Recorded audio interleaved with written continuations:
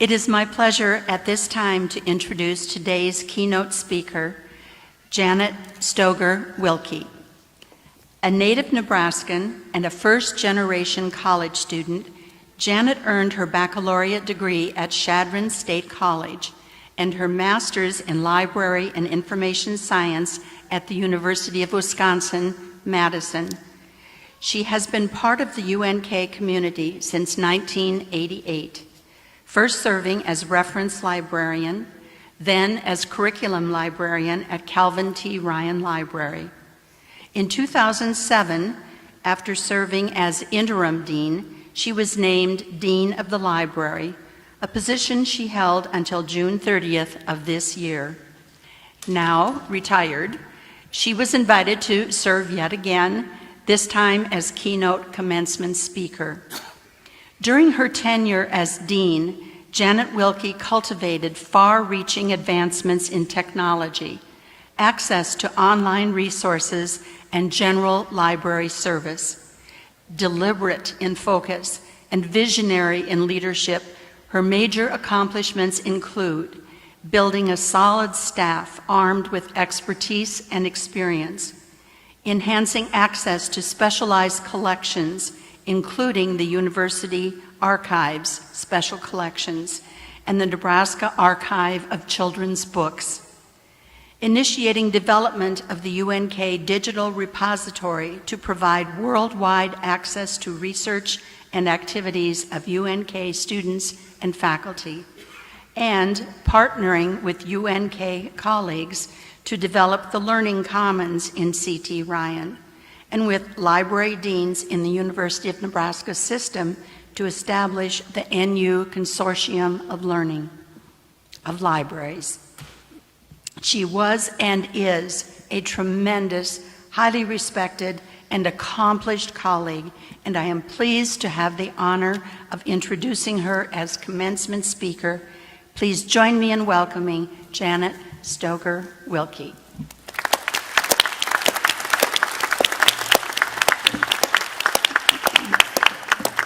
Thank you, and good morning, everybody.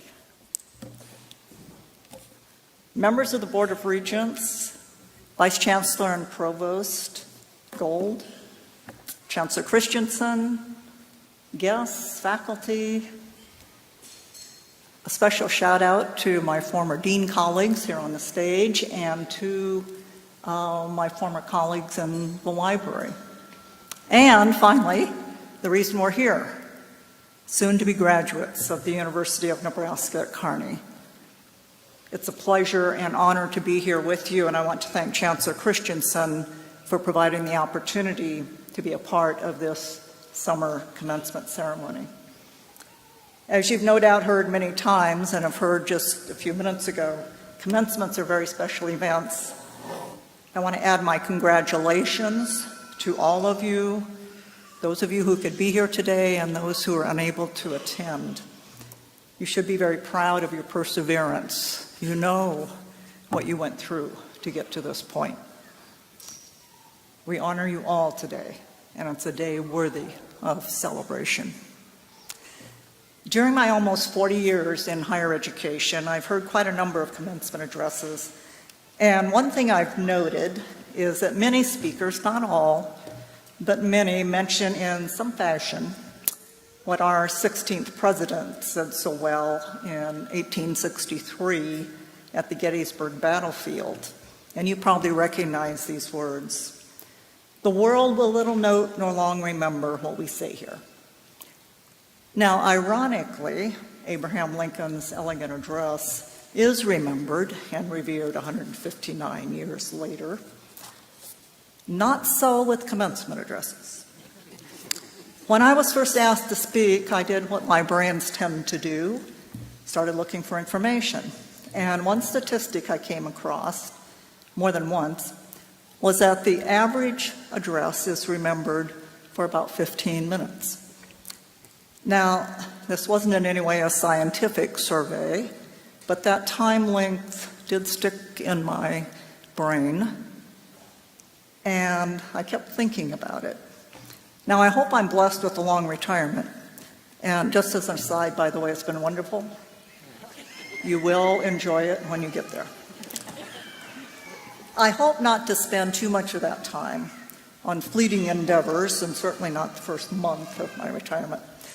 So rather than attempt to rearrange the words of advice, inspiration, and encouragement, they're often heard at commencements and given by people who are far more gifted at writing and speaking than I am. I decided to review commencement addresses with the goal of identifying passages, words of encouragement, advice, or wisdom that merit perhaps more than 15 minutes, or at the very least should get some additional time in the spotlight. And with the internet, locating commencement addresses is incredibly easy, and not just for those that have stood the test of time. So I plunged into the yawning, desolate abyss that can be the internet. Yes, librarians wander in this endless cavern just like everybody else. And I started reading commencement addresses.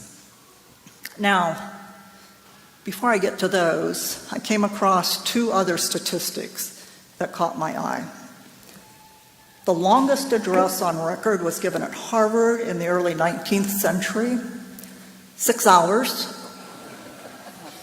We could have lunch and then come back if you want. It was delivered first in Latin and repeated in Greek.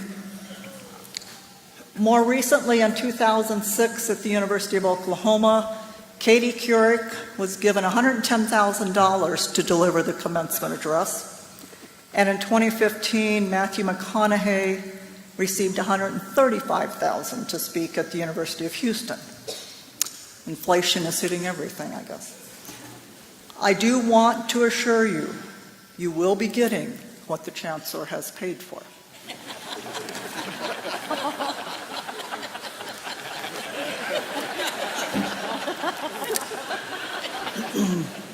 That'd be a picnic lunch outside. Okay, back to commencement addresses. After some reading, I noted that the addresses, of course, fell into themes or categories. As a librarian, I was in my element, grouping like things together, giving them subject headings. I could go back to them, and I could go on, but you don't want to hear that stuff. Several categories stood out, and if you've attended a number of commencement and remember the addresses, you'll recognize these too. I'll describe the first one as, look at how accomplished, rich, and famous I am, and I didn't even go to college. There's the practical, mundane address, what you already know. But just in case you don't, the speaker wants to be sure you've heard it again before you escape from campus. This is also known as the, if your mother gave the commencement address. And of course, there's the doom and gloom address. You're the generation with the ability to clean up all of the messes you're inheriting. The subset of that one is, it's too late for my generation, save yourselves. Now, interestingly, there's another category which, considering all the incorrect information floating around out there on the internet, shouldn't be too surprising. These are the addresses that were never given. At some point, the story started that the address, probably originally an article or essay, had been given, at times even naming an institution, a date, a speaker, but it never actually occurred. An urban legend, or for us out here, a rural legend. So what caught my attention? What might be worthy of a few more minutes of fame? Let's start in 2009 at the University of Tennessee. Singer, actress, humanitarian Dolly Parton assured the graduates of the value of their hard-earned degrees when she told them, now, I usually try not to give advice. Information, yes. Advice, no. Dolly would have made a great librarian, by the way. What has worked for me may not work for you. Well, take, for instance, what has worked for me. Big wigs, tight clothes, 5-inch heels, and push-up bras. She also went on to tell them not to confuse dreams with wishes. Wishes are hoping good things will happen to you. Dreams build convictions because you work hard to pay the price to make sure they come true. She told them, dream more. At the University of Texas at Austin in 2014, Admiral William H. McCraven, the 9th Commander of the Joint Special Operations Command, told the graduates, "If you want to change the world, start off by making your bed." Now, I thought he might use this as a metaphor for owning your choices and decisions and mistakes, but he really did mean make your bed every morning. He told them it will give you a small sense of pride and will encourage you to do it on a task and another. It will reinforce the fact that small things in life matter, and if by chance you have a miserable day, you'll come home to a bed that you made, and the encouragement that tomorrow will be better.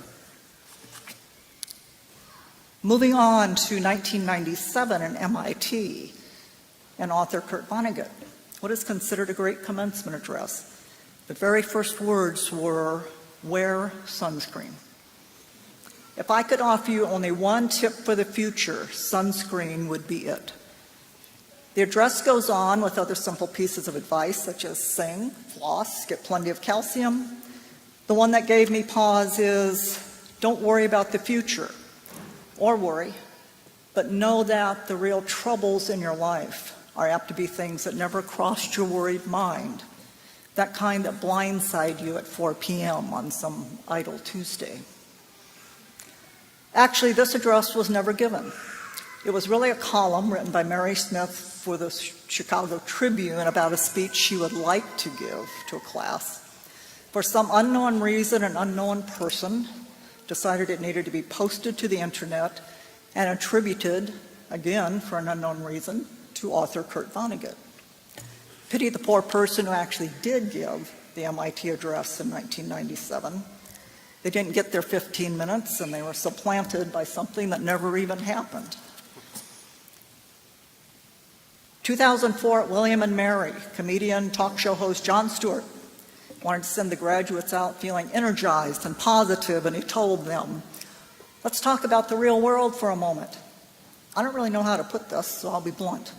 We broke it. Please don't be mad. I know we were supposed to bequeath to the next generation a world better than the one we were handed. So sorry."